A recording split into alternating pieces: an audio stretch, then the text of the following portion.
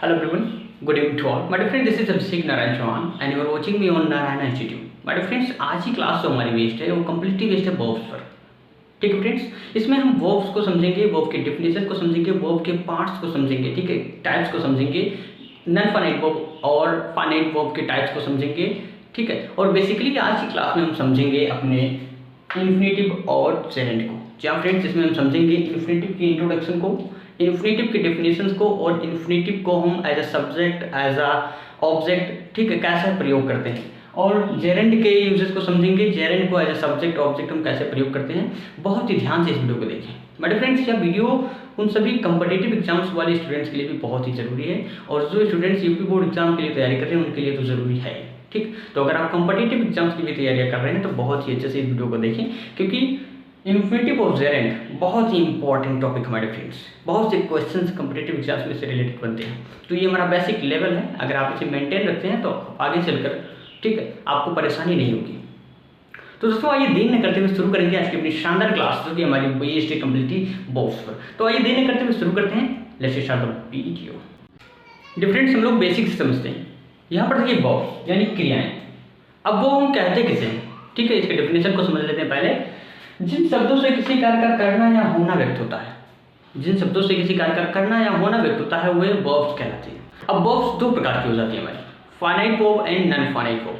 Finite verb ये verb होती हैं, ठीक है, जो टेंस के अनुसार बदल जाती हैं या फिर सब्जेक्ट के सिंगुलर और प्लूरल होने से बदल जाती हैं। यानी जो फाइनाइट वर्ब है, ठीक है, ये टेंस या फिर सब्जेक्ट के अकॉर्डिंग बदलती रहती हैं भैया, ठीक है, चेंज हो जाती है finite verbs.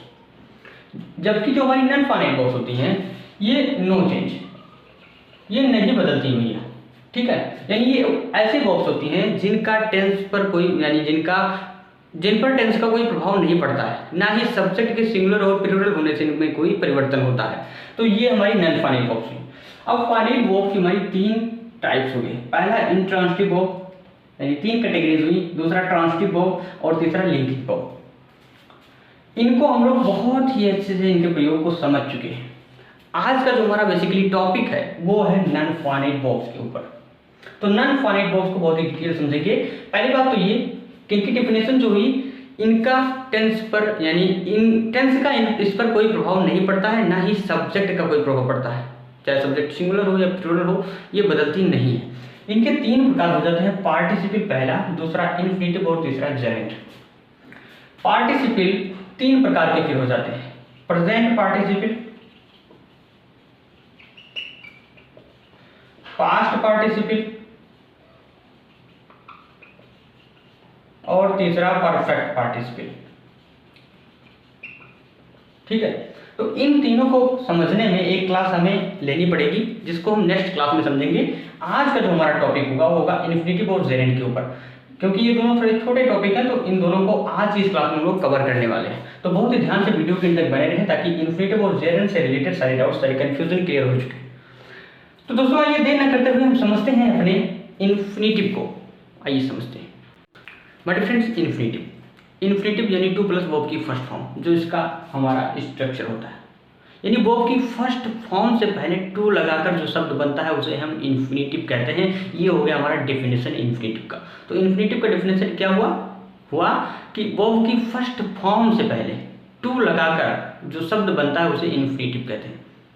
My friends, infinitive ये जो होता है ये वाक्य की मेन वर्ब नहीं होती, ठीक। दूसरा, इस क्रिया के अंत में ना नी लगे होते हैं। जैसे अगर बात करें हम जाना, ठीक है, रुकना, बैठना, खाना, यानी ना नी ने लगे होते हैं।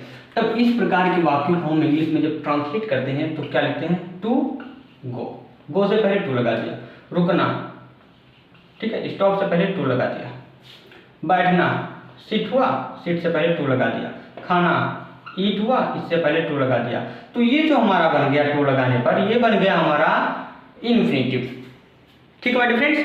तो टू लगाकर, यानी वर्ब की फर्स्ट फॉर्म से पहले टू लगाकर जो फॉर्म बनता है उसे हम कहते हैं इन्फिनेटिव। और एक बात और याद रखिएगा कि इन्फिनेटिव हम तभी उसे इन्फिनेटिव कहेंगे जब हमारी जो वर्ब होगी वो हमारी प्लूरल होगी, ठीक है। अगर हमारा हो जाए गोज, तो गोज से पहले टू लगेगा तो ये हमारा इन्फिनेटिव नहीं होगा, ठीक है। प्लूरल वर्ब ही इन्फिनेटिव होती है, ऑलराइट।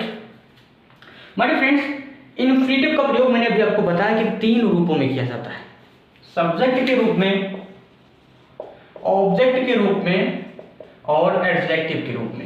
तो आइए हम लोग देखेंगे कि कब हम यानी कैसे सब्जेक्ट के रूप में इन्फिनेटिव का प्रयोग करते हैं, कैसे ऑब्जेक्ट और कैसे एडजेक्टिव के रूप में।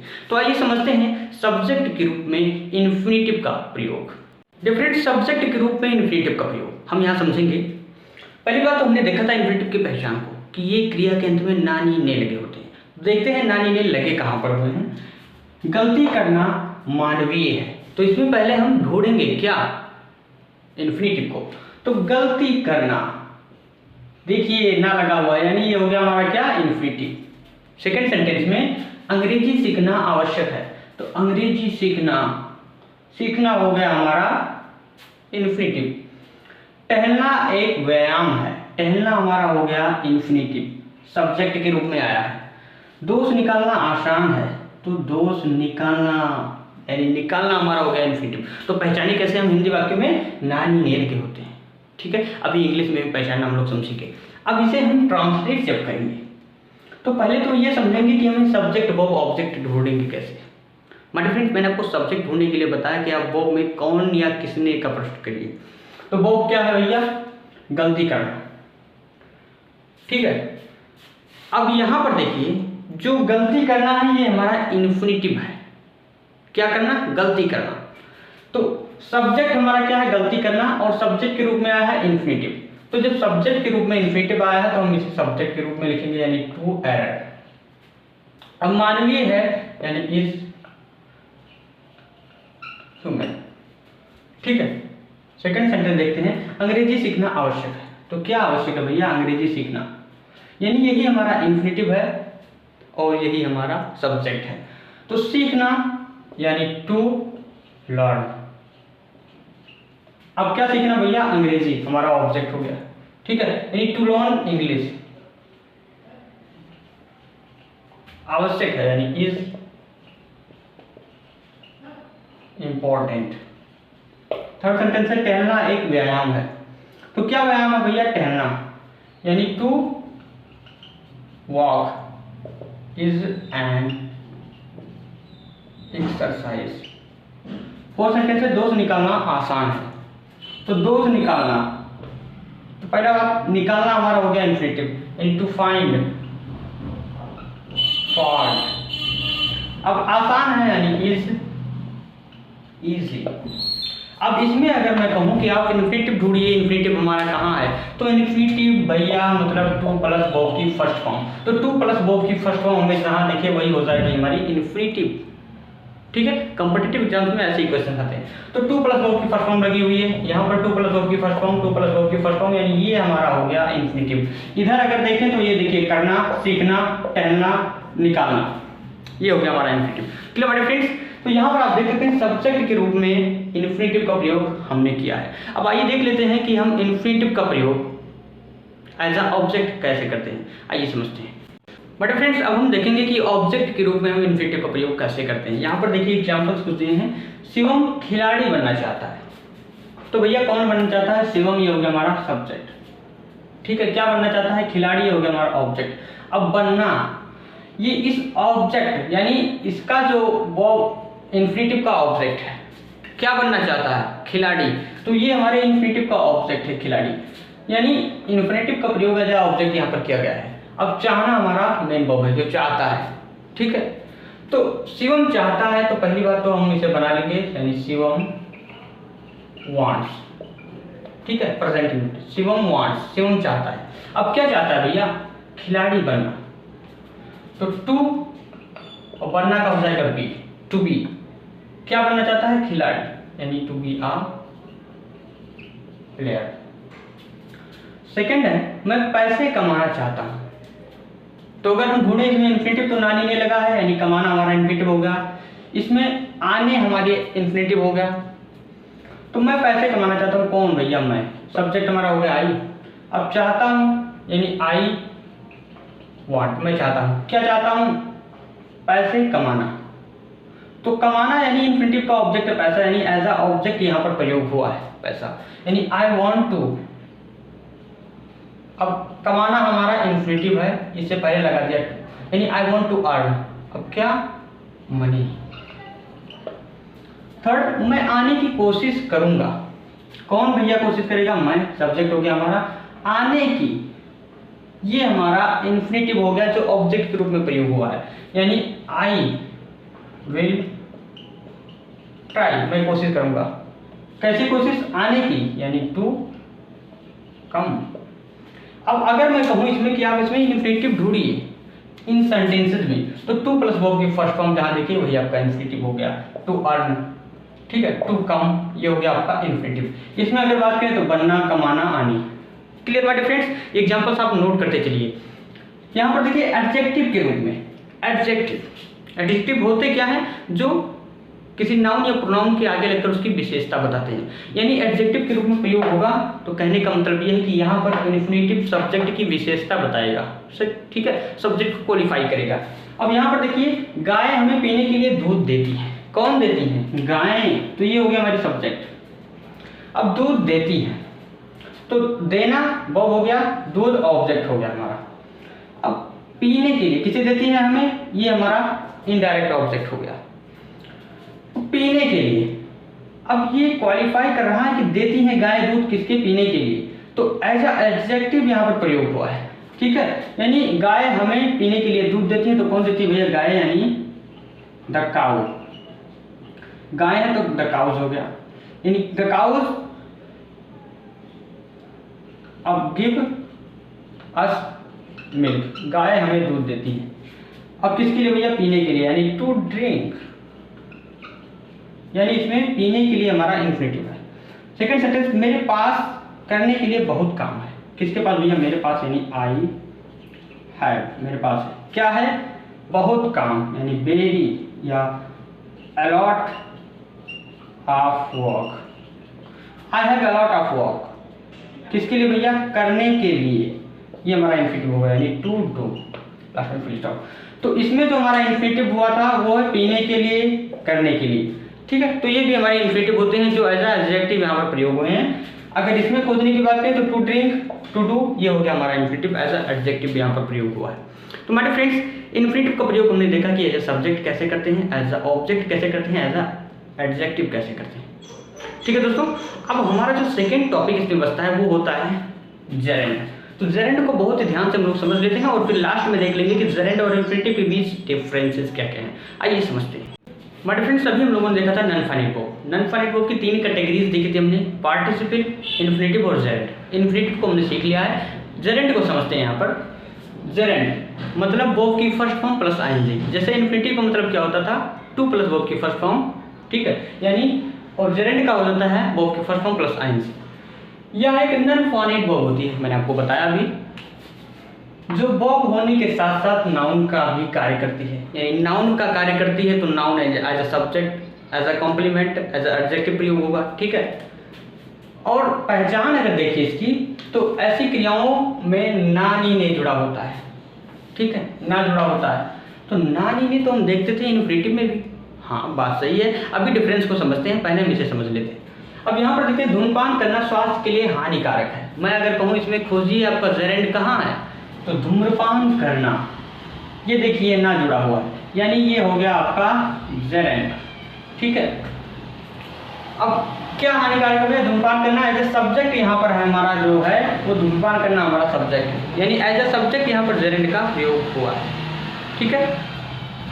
तो धूम्रपान करना यानी स्मोकिंग, क्योंकि वर्ब की first form plus ING is equal to gerund होता है, तो स्मोकिंग हमारा जेरेंड हो गया। अब धूम्रपान करना स्वास्थ्य के लिए हानिकारक है, तो है यानी इज, तो स्मोकिंग इज। अब क्या है, हानिकारक यानी इंजूरियस, किसके लिए भैया, स्वास्थ्य के लिए, यानी टू हेल्थ। सेकंड सेंटेंस, मुझे समाचार पढ़ना पसंद है। तो पढ़ना क्या है, इन्फिनिटिव नहीं, यहाँ पर पढ़ना हमारा जेरेंड है और ऐसा ऑब्जेक्ट इसका प्रयोग हुआ है। तो मुझे समाचार पढ़ना पसंद है, किसे, मुझे, हमारा हो गया सब्जेक्ट यानी आई। अब पसंद है यानी आई लाइक, मैं पसंद करता हूँ, ठीक है। क्या भैया? समाचार पढ़ना, यानी रीडिंग न्यूज़पेपर। ये ऑब्जेक्ट के रूप में यहाँ पर प्रयोग हुआ है। थर्ड सेंटेंस है देखना ही विश्वास करना है। तो देखना ही विश्वास करना है एज अ कॉम्प्लीमेंट, पूरक के रूप में हमें यहाँ पर देखने को मिलता है, देखना और विश्वास करना। ये हमारा क्या है? जेरेंड। तो देखना ही विश्वास करना है, यानी सीइंग इज बिलीविंग, देखना ही विश्वास करना है। अब अगर मैं कहूँ हिंदी वाले सेंटेंसेस में खोजने के लिए, तो धूम्रपान करना हमारा जेरेंड हो गया, पढ़ना हमारा जेरेंड हो गया, विश्वास करना जेरेंड हो गया, क्योंकि इसके अंत में नानी नहीं लगे होते। अब अगर इंग्लिश वाले सेंटेंसेस में अगर कहूँ मैं कि इसमें जेरेंड खोजें, तो जेरेंड आपका क्या होगा? स्मोकिंग के, क्योंकि आईएनजी जुड़ा है, ठीक है। रीडिंग, क्योंकि वर्ब की फर्स्ट फॉर्म प्लस आईएनजी जुड़ा है। सीइंग और बिलीविंग, ये दोनों हमारे जेरेंड होंगे। तो हमारे फ्रेंड्स, जेरेंड का प्रयोग हमने देखा कि हम कैसे सब्जेक्ट के रूप में, ऑब्जेक्ट के रूप में और कॉम्प्लीमेंट के रूप में करते हैं। ठीक है दोस्तों, उम्मीद करता हूँ कि जेरेंड में और इन्फिनेटिव में कोई कंफ्यूजन नहीं बचा होगा। हाँ, एक कंफ्यूजन जरूर होगा कि इन्फिनेटिव और जेरेंड दोनों में नानी नहीं लगे होते हैं, तो फिर इनमें हम डिफरेंस कैसे पता करें। तो आइए समझते हैं कि इन्फिनेटिव और जेरेंड के बीच डिफरेंस क्या होते हैं। आइए समझते हैं डिफरेंस इन्फिनेटिव और जेरेंड में अंतर। तो हम समझ लेते हैं इनके अंतर को, क्योंकि हमें कंफ्यूजन बहुत होती है।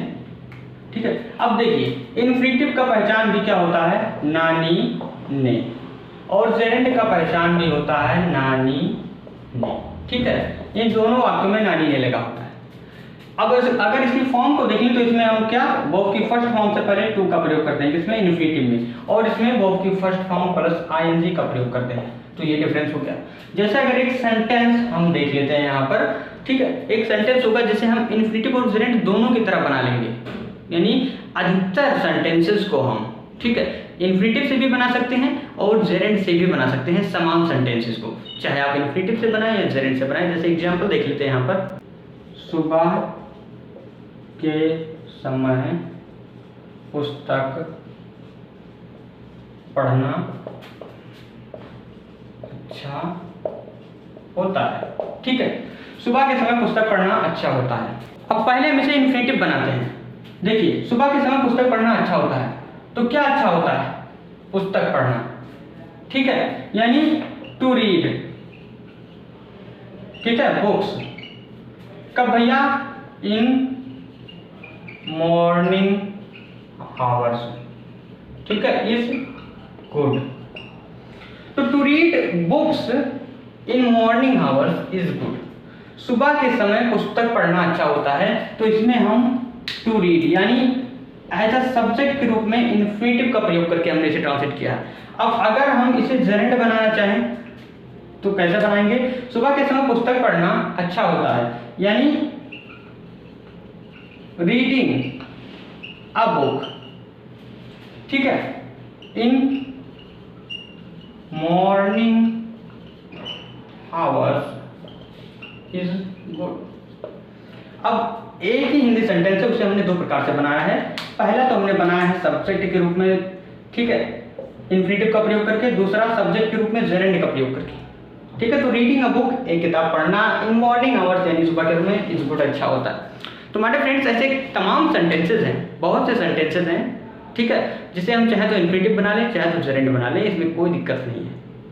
ठीक है मेरे फ्रेंड्स, तो उम्मीद करता हूँ कि वर्ब की कैटेगरीज, ठीक है, non finite verb, finite verb की तीन कैटेगरीज, ट्रांजिटिव, इंट्रांजिटिव और लिंकिंग, और नॉन फाइनाइट वर्ब जो जिसकी तीन कैटेगरीज हुई हमारी, पार्टिसिपल, इन्फिनेटिव, जेरेंड, जिसमें से इन्फिनेटिव और जेरेंड से रिलेटेड कोई कंफ्यूजन नहीं बचा होगा। नेक्स्ट क्लास में हम लोग पार्टिसिपल को बहुत ही डिटेल समझेंगे, जिसमें हम लोग जानेंगे use of present participle, past participle and perfect participle को बहुत ही डिटेल। तो दोस्तों कोई भी कंफ्यूजन, कोई भी डाउट नहीं बचा होगा। अगर कोई कंफ्यूजन है, कोई डाउट है तो अभी लिखेंगे कमेंट बॉक्स में। और ये लीजिए बोर्ड पर आपका होमवर्क दिख रहा है, प्लीज इन सेंटेंसेस को आप लोग ट्रांसलेट करिए और देखिए कि जो आपके इन्फिनेटिव हैं वो कौन से हैं हिंदी सेंटेंसेस में और इंग्लिश सेंटेंसेस में, जिसे आप ट्रांसलेट करेंगे। इन्फिनेटिव और जेरेंड को ढूंढिए, ठीक है। तो दोस्तों बहुत ही अच्छे से उम्मीद करता हूँ आप लोगों ने समझा होगा। अगर वीडियो पसंद आए तो प्लीज़ वीडियो को लाइक करें, चैनल पर नए हैं तो चैनल को सब्सक्राइब कर लें। अगर आप यूपी बोर्ड के स्टूडेंट्स हैं तो भैया आप जरूर सब्सक्राइब कर लें, क्योंकि ये आपके लिए वरदान से कम नहीं है। आप इसके जरिए 100% मार्क्स ला सकते हैं इंग्लिश में। ये है नारायण इंस्टीट्यूट का वादा आपसे। तो दोस्तों बने रहे, मेरे साथ करते रहें तैयारियाँ और इस वीडियो को अपने पूरे फ्रेंड सर्कल में शेयर करें। डियर फ्रेंड्स, मिलेंगे कल शाम 8 बजे एक नए वीडियो के साथ। Keep learning, keep watching and keep improving yourself. See you tomorrow. Good night.